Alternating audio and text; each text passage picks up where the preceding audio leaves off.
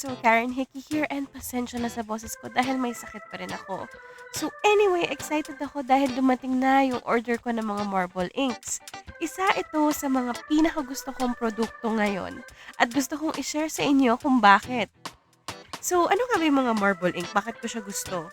So, ang mga marble inks na ito ay talagang game changer sa aking nail art. Dahil para mapadali yung marbles ko, ito na yung ginagamit ko. Napakadali gumawa ng mga marble designs gamit ang mga inks na ito. Perfect sila para sa mga gustong sumubok, gumawa ng mga marbles ng walang hassle. Kung dati ay umaabot tayo ng ilang oras para makagawa ng tamang blending effect para dun sa mga marbles natin, ngayon, dahil sa tulong ng mga ink na ito, mas mabilis at mas masaya na yung magiging proseso natin. So, eto nga, ina-unbox ko na siya. Yung akin, nabili ko siya sa Tintin Essentials. So, ito yung itsura niya. So, AS yung brand niya, pero meron na ngayong Tintin Essentials na brand, which is mas nire-recommend ko. So, karaniwan, ang mga marble inks o watercolor inks na ito, yung iba pa yung tawag, ay ginagamit natin para sa nails natin. So, ito yung mga inks na alcohol-based. Kaya, isang bagay din napansin ko dito ay mabilis ito mag-evaporate. Kaya naman, kailangan tama yung timing natin at technique para ma-achieve natin yung magandang marble effect. Pero don't worry, kasi if ever natuyo naman siya, pwede kayong gumamit ng alcohol minsan or pwede kayong gumamit ng acetone para tunawin natin ito at mas ma-blend natin siya. So, etong mga inks na to ay talagang designed para sa ating mga nail artist para madali tayo makapag-blend ng ating mga nail art designs. So, hindi siya magiging patchy. So, gawa tayo ng mga nail art designs at i-check nyo rin if ever kayang-kaya nyo siya. So, tips lang pag gumagamit kayo ng mga marble ink, ang key ay tama yung application nyo. Huwag kayong magpatong ng magpatong. Isipin nyo kung saan nyo siya ipapatong. Kasi yun nga, nag-iiba yung kulay niya pag pinapatong mo na sila. So, lagi kang magsisimula. Syempre, pag gawin mo muna yung base color mo, base coat, tapos, imamat natin siya. So, wag niyong kalimutan i-mat siya.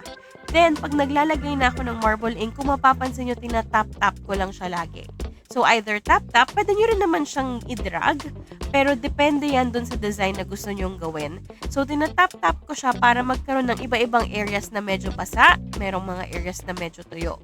Tapos, pag kulang, dinadagdagan ko lang siya ng ink pa. Pero kung mapapansin nyo, pag dinagdagan nyo siya, is kumakalat lalo yung color niya. So, same lang din if ever gumamit kayo ng pentel pen, tapos nabasa siya ng tubig, magkakaroon ng areas na parang nag-overlap siya or nagbe-blend sila.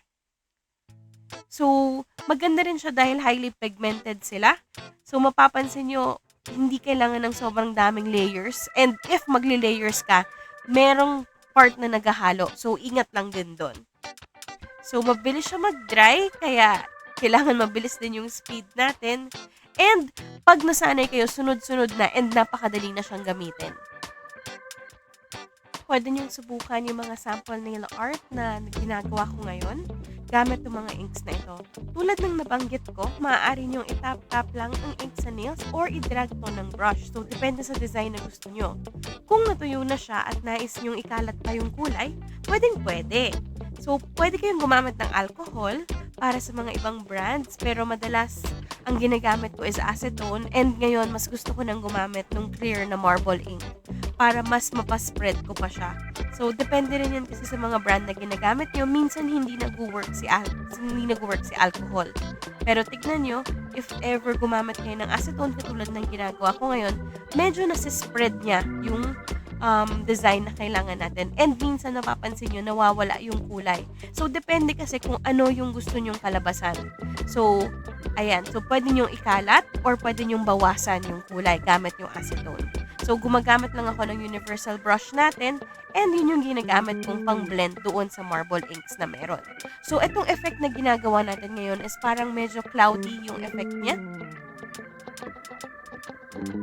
Yung mix of colors natin, parang cotton candy, ganon. Ganon yung effect na hinahanap ko dito. So, paano na ito maging background?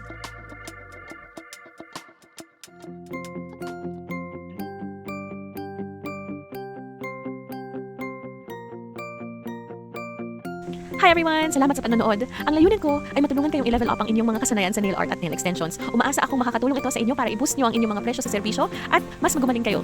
Talagang pinahalagahan ko ang lahat ng support na ninyo. Kung gusto nyo pang makakita ng mga video na katulad nito, huwag niyong kalimutan na pakipindot ang like button at mag-subscribe para naman malaman ko kung interesado kayo at makagawa pa ako ng maraming ganitong klaseng video. Again, salamat at excited akong makita kayo sa next video.